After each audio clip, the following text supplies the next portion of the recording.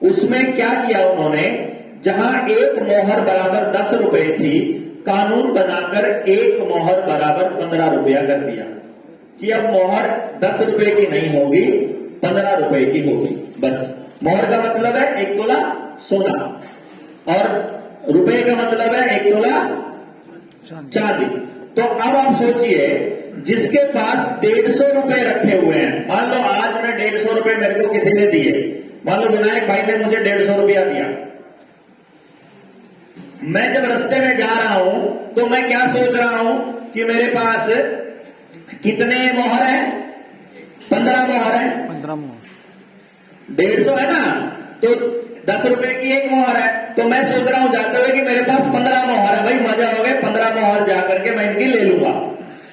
अब मैं रात को सोया, दिन में उसी टाइम पर जब मैं घर जा रहा हूं उसी टाइम पर संसद की कार्रवाई चालू है और वहां पर नियम बन गया कि एक मोहर बराबर 15 रुपए। तो अगले दिन जब मैं सुबह उठता हूं और अखबार में खबर पढ़ता हूं तो मैं देखता हूं और तरह की, अब 150 मोहर में 150 रुपए में कितनी मोहर आएंगी, अब 10, यानी सीधा सीधा 1/3 सोना खा गए वो, समझ गए ना, गायब। और सोने की कीमत 3 गुना बढ़ा दी। यहां से लूट चालू होती है। अब चांदी और सोने की कीमतों में अनुपात भी गड़बड़ा गया और रुपए का कूटकरण भी कर दिया, जिसको डिवैल्यूएशन बोलते हैं। और ये आखिरी डिवैल्यूएशन था कानून के हिसाब से किया हुआ, ये आपको नोट करना है। क्या था ये? आखिरी कूटकरण था। अब इसके बाद इस चांदी वाले रुपए को ऐसे ही रख करके 1906 में कॉइनेज एक्ट बनता है, जहां 1 रुपए की जो कीमत है वो 1 चांदी का सिक्के के बराबर है। अब इधर गड़बड़ क्या होती है, आपको जो मेन बात समझनी है वो ये है कि इसके बाद जब 1934 में आरबीआई एक्ट बनता है, तो आरबीआई एक्ट के अंदर कुछ धाराएं हैं जिनको लिखा जाता है। उसमें एक धारा ये है कि रुपए का जो पेपर करेंसी छपेगा, उसमें धारा 26 ये कहती है कि रुपए के बराबर जितनी पेपर करेंसी सरकार ने छापी है या रिजर्व बैंक ने छापी है, उस करेंसी के बदले में जब भी धारक चाहे उसको बैंक उसका रुपया लौटाने के लिए बाध्य है। ये धारा 26 बोलती है। यानी आप अगर अपना 2000 का नोट लेकर जाते हो तो मानक के अनुसार वो उसका पैसा देने के लिए बाध्य है। यहीं पर आईपीसी की धारा 489 की ABCDE ये कहती है कि कोई भी व्यक्ति अगर कूटकरित रुपए में कारोबार करता है, डिवैल्यूएटेड रुपए में कारोबार करता है, तो 8 साल से लेकर आजीवन कारावास तक की उसको सजा हो सकती है। और दूसरा इसी के अंदर आईपीसी में ही मेंशन है कि कोई भी कानून, कोई भी सरकार, कोई भी व्यक्ति रुपए का कूटकरण नहीं कर सकता, मतलब उसको डिवैल्यूएट नहीं कर सकता। यानी कि जितना डिवैल्यूएशन किया है वो सारा का सारा इलीगल है। तो आपके रुपए के बराबर वही मानक अभी होना चाहिए जो पेपर करेंसी एक्ट 1882 कहता है, 1 मोहर बराबर 15 रुपए।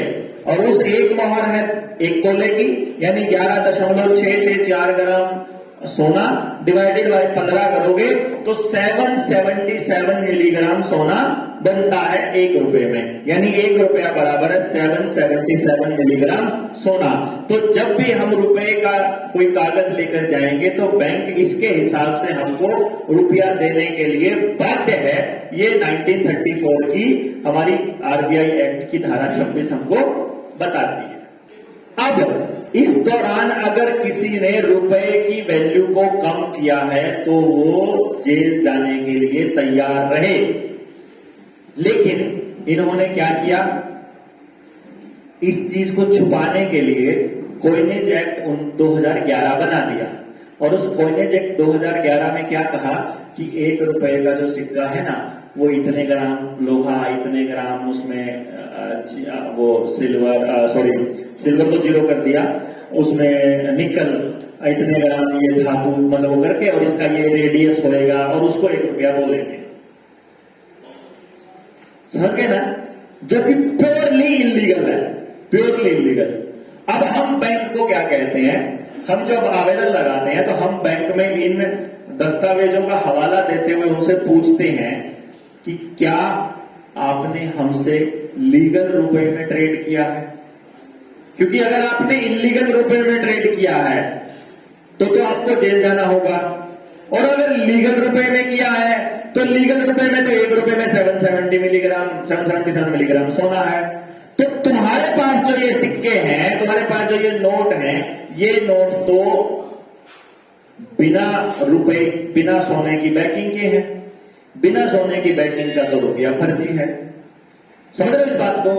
इसको कैसे समझना पड़ेगा कि जैसे सुनार के पास हमने रख दिया अपना सोना, सोना रखने के बाद सुनार ने हमको दे दी उसकी पर्ची, और पर्ची लेकर के हम दूसरे सुनार के पास चले गए, उसने उसके बदले में दे दिया सोना। जब हमने अपने दोस्तों को पर्ची के बदले में पर्ची देनी स्टार्ट कर दी और हम पर्ची को ही रुपया मानने लग गए, हमने पर्ची को रुपया मानने लग गए ना। अभी आप देखोगे बुजुर्ग जो है, जो आप लोग बैठे हैं, आप मेरे ख्याल से जब भी बात करोगे कभी भी 100 रुपए इस्तेमाल नहीं करोगे, वर्ड करोगे 100 रुपए का नोट। बड़े बुजुर्ग हमेशा 100 रुपए का नोट बोलेंगे, 10 का नोट, 20 का नोट, 100 का नोट, 500 का नोट। लेकिन नए बच्चे हमेशा 100 रुपए बोलते हैं। जो जेब में पड़ा है वो 100 रुपया नहीं है, वो 100 रुपए का प्रोमिसरी नोट है जिसके ऊपर गवर्नर के साइन है, और गवर्नर कहता है कि मैं धारक को 100 रुपए अदा करने का वचन देता हूं, और वो 100 रुपए वहां रखे हुए हैं। जैसे सुनार के पास 100 रुपए रखे और उसकी पर्ची ले ली, हम पर्ची को ही रुपए में ट्रेड करने लग गए। अब एक दिन अचानक सुनार की बीवी को कुछ सामान खरीद कर लाना है बाजार से, और वो अपना सोना रखती है उसके पास और कहती है कि लो पैसा और मेरे को पर्ची दे दो बना के, क्योंकि सोना खींच के लेके जाऊंगी। तो सुनार बोलता है कि भगवान क्या जरूरत पड़ी है सोना रखने की जब अपनी पर्ची चलती है। तो सुनार क्या करता है, पर्ची बना के दे देता उसको, ले 100 रुपए की पर्ची, 500 की पर्ची, 10 की पर्ची, 20 की पर्ची, ले जितनी चाहिए उतनी ले जा। और वो बाजार में जाती है और वो क्या करके लाती है, बर्तन खरीद लाती है, गाय खरीद लाती है, गाड़ी खरीद लाती है, और सामान जितना चाहिए खाने का, पीने का, रहने का, जितना चाहिए वो खरीद के ले जाती है। और उनके बदले में तो सोना वहां रखा ही नहीं है, लेकिन पर्चियां तो चल गई सोने के बराबर रेट में, क्योंकि वो जो दुकानदार है वो तो ये सोच रहा है ना कि ये पर्चियां सुनार की दी हुई है, ये तो असली होंगी, और वो ये सोच रहे हैं इनके बदले में वहां सोना भी रखा होगा। और यदि वो आ भी जाए लेने के लिए तो सुनार को रुपया देने में कोई हर्ज भी नहीं है, क्योंकि हमारे पास लोगों का रुपया तो पड़ा ही है ना, बाकी लोगों का तो नहीं समझे ना, उनमें से उठा के दे, उसको थोड़ी पता है कौन सा देना है, उनको तो सोने से मतलब है। तो इस तरह से सुनार को जब ये समझ में आया कि मेरी तो पर्चियां चल रही हैं बिना मतलब, तो सुनार ने अपने दोस्तों को गाड़ी भर भर के, अटैची सूटकेस भर भर के पर्ची छाप छाप के पकड़ा दी कि जा असली सोने के बराबर ले ले। और फिर वो हमारे यहाँ आया, वो महाराष्ट्र में भी आया था सुनार का दोस्त, यहां सुनार बैंक है, वो यहां भी आया था, याद है ना? उस टाइम पे अगर 2 लाख एकड़ का जमीन का रेट है तो वो 4 लाख में खरीदने को तैयार था। वो बोल रहा था मुंह मांगी कीमत, क्योंकि वो पर्ची फ्री की पर्ची बना के लाया है और आप उसको असली रुपया समझ के ले रहे हो, और आपकी चीजों की कीमत बढ़ रही है और आपकी मेहनत की कीमत घट रही है, और वो खाम खाई पर्चियां छापे जा रहा है, छापे जा रहा है। 2016 में जब नोटबंदी हुई, भारत में 16 लाख करोड़ रुपए की पर्चियां थी। कितने की? 16 लाख करोड़ रुपए की। और फिर मोतीलाल ने एक बार कहा था कि जो कांग्रेस ने 70 साल में नहीं किया, मैं 5 साल में करके दिखाऊंगा, और अगले 5 साल में भारत में 18 लाख करोड़ रुपए की करेंसी एक्स्ट्रा आ गई, और अब इस टाइम भारत में 34 लाख करोड़ की करेंसी है। यानी जितना पैसा सुनार ने यानी बैंक ने 70 साल में छापा, उतना मात्र 5-6 साल में छाप डाला, उससे 2 लाख करोड़ एक्स्ट्रा। समझ रहे हो ना? इसीलिए रिलायंस का पैसा माफ होगा, उसको पैसा मिलेगा, वो आएगा आपके पास आपकी जमीन खरीदने। आप रेट तो बोलो किस रेट बेचना चाहते हो, वो मुंह मांगे, क्योंकि वो पर्चियां, फर्जी पर्चियां लेके घूम रहा है। 800 टन सोना रखा है हमारे पास, रिजर्व बैंक के पास, टोटल 800 टन, जिसकी कीमत बनती है 4.8 लाख करोड़ रुपया। कितनी बनती है? 4.8 लाख करोड़। और पेपर करेंसी है 34 लाख करोड़। तो 29.2 लाख करोड़ रुपए की पेपर करेंसी फर्जी चल रही है, जिसके बैंकिंग में कोई गोल्ड स्टैंडर्ड नहीं है। और जो फर्जी रुपया है वो बैंक ने हमको दिया है। अब बैंक हमसे हिसाब मांगेगा ना भाई, बैंक हमसे पैसा मांग रहा है, हम बैंक को यह चिट्ठी लिख रहे हैं कि तुमने हमारे साथ फ्रॉड किया। आप तो क्या कह रहे थे, आपका सवाल तो क्या था कि बैंक अगर बोल दे कि हमने आपको रुपया दिया था और हमको सोना दो। हम तो ये कह रहे हैं कि बैंक खाली इतना लिख के दे दे कि जो रुपया उसने दिया था वो असली है, सिर्फ इतना भी लिख के दे दे। हम तो लिख के भेज रहे हैं ना, हमको तो 9 महीने हो गए ना इसके ऊपर लिखते हुए। और जिसने इसके ऊपर रिसर्च करी है हमारी टीम में से 15-20 साल अपने जीवन के लगाए हैं, वो तो 15 साल से उनके साथ कम्युनिकेशन में है, मेल पे मेल, चिट्ठियों पे चिट्ठियां लिख लिख के आरटीआई में, आरटीआई और आरबीआई की आर्काइव से मैं वो डायरेक्टर का फोटो दिखाऊंगा, मैं भी गया था साथ में। भाई साहब, हम सारे जब दस्तावेज लेकर के आते हैं तो आपकी आंखें फट जाएंगी, ऐसे ऐसे सच्चाइयां निकल करके आई हैं। वो आपको आरबीआई की वेबसाइट पर नहीं मिलेगी, वो आपको कानूनों के वहां पर नहीं मिलेगी, लेकिन इसका इस्तेमाल तब करेंगे जब हमारे पास कम से कम 1 लाख लोग समझे हुए हो जाएंगे, ट्रेंड, जिनको हम ये कह देंगे कि तुमने ये करना है मतलब करना है, जिनको पता चल जाएगा। उसके बाद चालू होगी ना कहानी, तो असली तो बदलाव की कहानी जब चालू होगी। और जब हम देखते हैं, एक बंदा कह रहा था, बंदा क्या, बैंक मैनेजर था, मैं आपको बताऊं, अभी यूनियन बैंक का एक केस था 6 करोड़ रुपए का, उस पे हम लोग गए तो वहां पर जाकर के हमने वो बुला लिया, उसने जनरल मैनेजर था, जोनल हेड थे 3-4 और बैंक ब्रांच मैनेजर थे। तो बैंक जो लोगों ने बैठा लिया हमको दोनों को। तो सबसे पहली बात तो ये कि बैंक वालों की हालत बताता हूं। जनरल मैनेजर के जो थे ना, डिवीजन मैनेजर, क्या बोलूं मैं उसको, जो वर्ड बोला था मैंने, है रीजनल मैनेजर से जब मैंने उसे एक हाथ मिलाते बोलता है, उन्होंने कहा, जब जो मेरे साथ में गया था भाई मेरा, जिसका लोन था, उसने हाथ किए, मेरे भाई साहब हैं, हाथ ही मिलाते, अरे आप तो वही है ना? मैंने कहा हाँ मैं वही, ना कोई नाम लिया ना कोई कहता वही। फिर उसके बाद चलने लगे कि बैठे, फिर हम लोग वहां पे बैठे, तो बैठने के बाद हाँ जी बताइए। मैंने कहा जी आप बताइए क्या इरादा है? मैं कहा इरादा बड़ा नेक है और एक पाई चुकाने का इरादा है। फिर दिक्कत क्या है? दिक्कत यह है कि आप उतना बता ही नहीं रहे हो कि आप ईमानदार हो। हमने आपके ऊपर आरोप लगाया कि आप हमारे साथ फ्रॉड कर रहे हो, आप लिख के दे दो ना कि आप फ्रॉड नहीं कर रहे हो। क्या फ्रॉड किया? मैं कहा पहला फ्रॉड तो एक अभी बताता हूं। बोला क्या? मैंने कहा नीचे अभी गाड़ी में से 2 लोग उतरे, आपके गाड़ी है यूनियन बैंक ने किराए पर ले रखी है और तुमने आगे और पीछे लिखा हुआ भारत सरकार। बोला हाँ। मैं कहा तुम सरकारी कर्मचारी हो?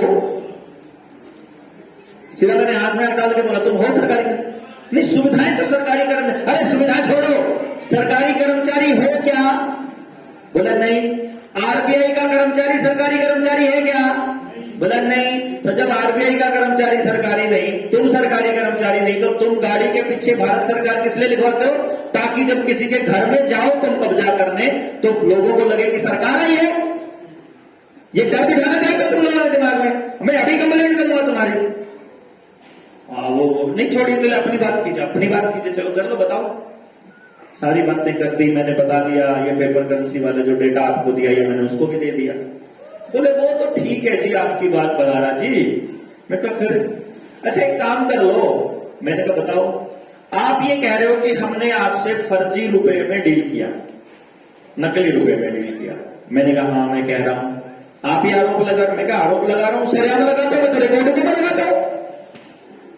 मेरी बात का तो जवाब दे देना कोई कि भाई तू झूठ बोल रहा है। ऐसे कहने से फेसबुक पे या कमेंट बॉक्स में लिखने से बात थोड़ी बनेगी।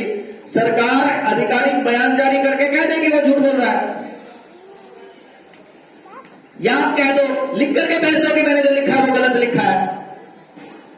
बोलते फिर एक काम कर लेते हैं। मैंने कहा बताओ, आपने हमसे फर्जी, हमने आपको फर्जी रुपया दिया। मैंने कहा आप हमको वो फर्जी रुपया ही दे दो, जो पैसा हमने दिया वही दे दो, बात खत्म। आप कह रहे हो आपने तो डिजिट ट्रांसफर करी थी, हाँ तो आप हमारे डिजिट ट्रांसफर कर दो।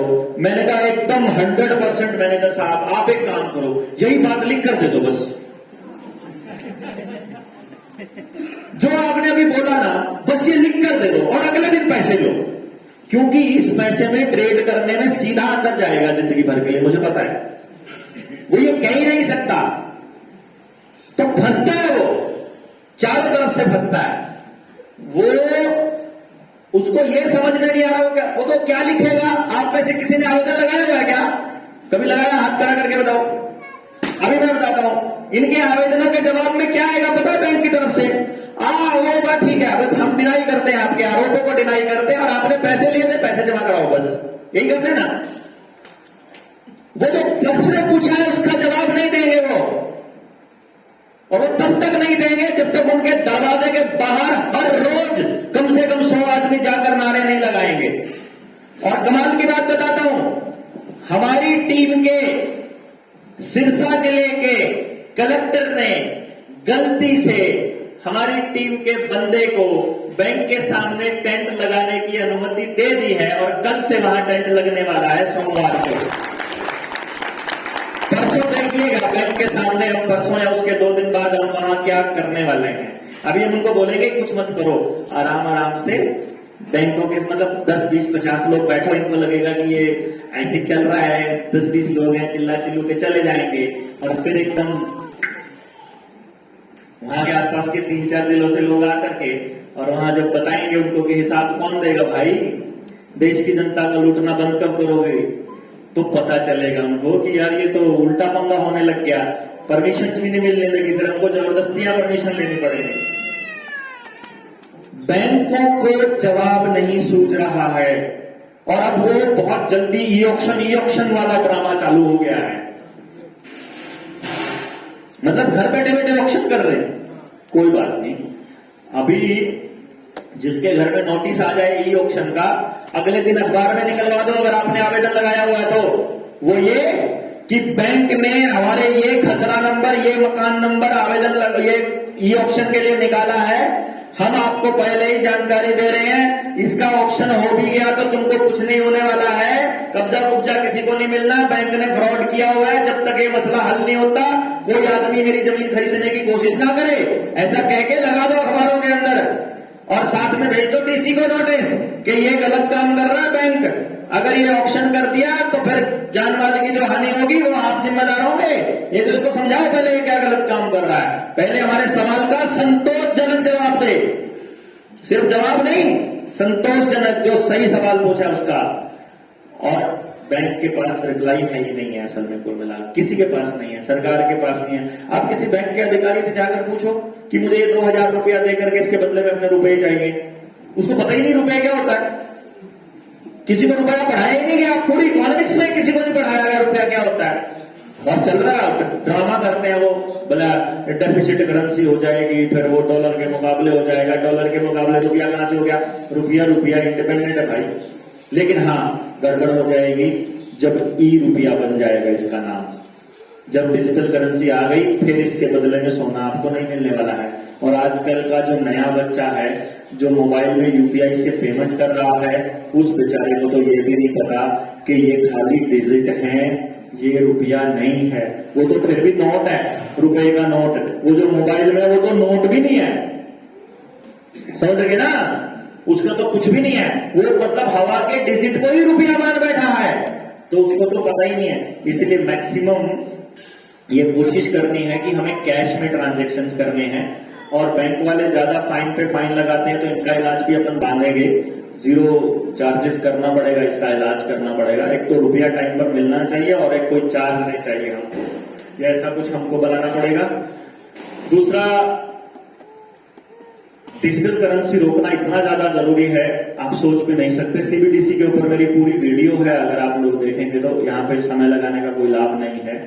बस इतना बस आप ध्यान रखिएगा कि रुपया जब तक रुपया है और आप रुपये की लड़ाई लड़ रहे हैं तभी तक आपके हाथ में कुछ है। जैसे ही सीबीडीसी आया आप कुछ भी नहीं कर पाएंगे। तो आवेदन कैसे लगाना है, हम आगे आएगा तो उस पर चर्चा करेंगे, सवाल कर लेते हैं तब तक। हाँ,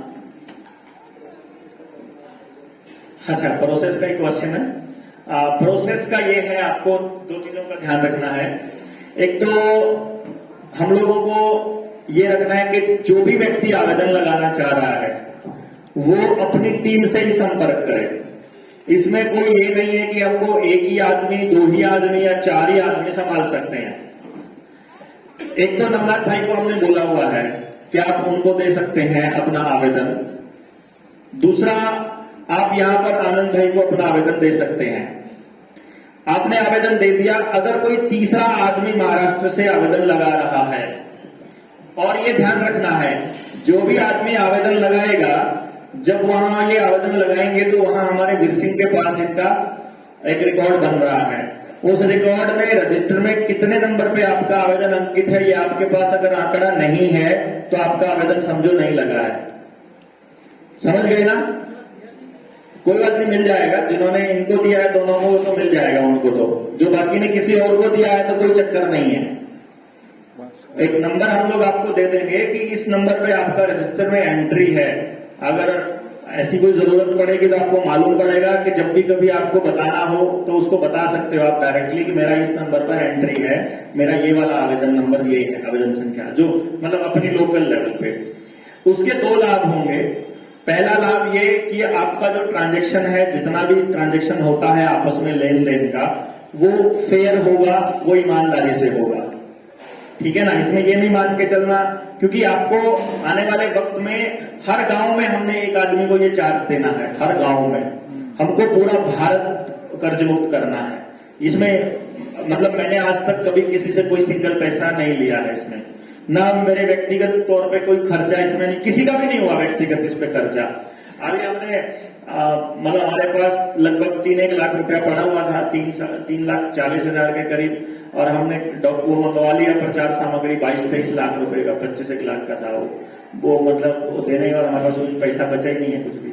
तो कुछ हमारे पास इसमें नहीं रहता है। आपको इसमें हमने जो चार्जेस रखा है, चार्जेस क्या है, एक्चुअली चार्जेस नहीं कहेंगे हम इसे, सहयोग राशि बेसिकली है ये, जिसमें हमने 10% तय की है।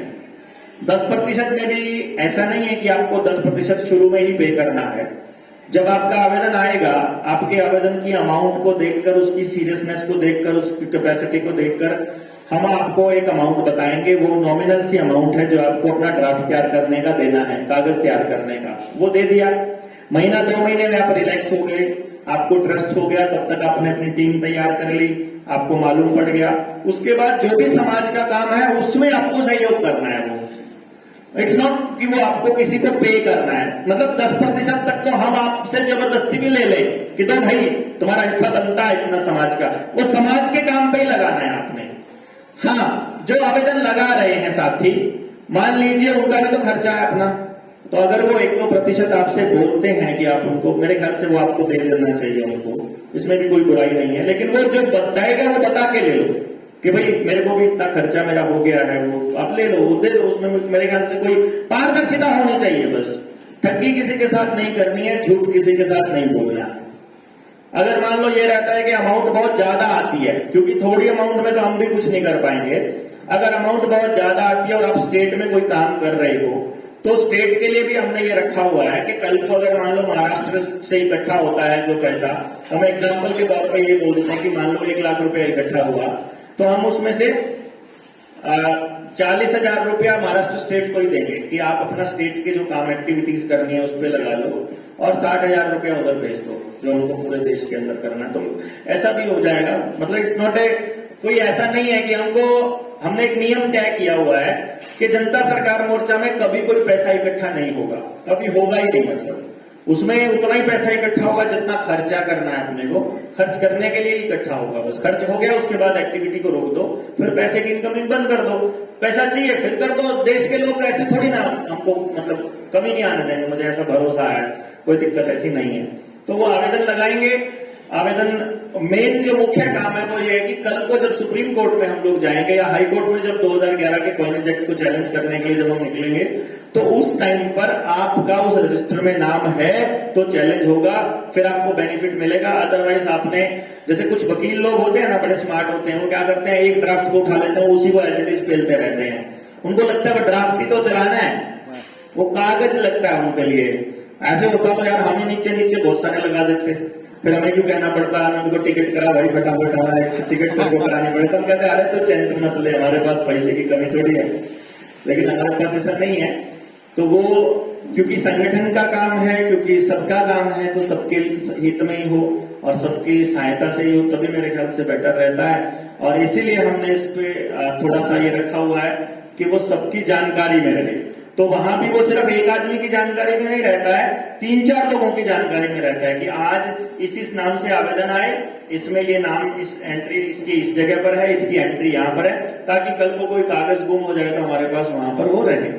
तो आप सभी लोग इस बात का ध्यान रखिएगा कि आपके पास में वो रहे। तो कोई डाउट रहेगा तो आप बताना आगे।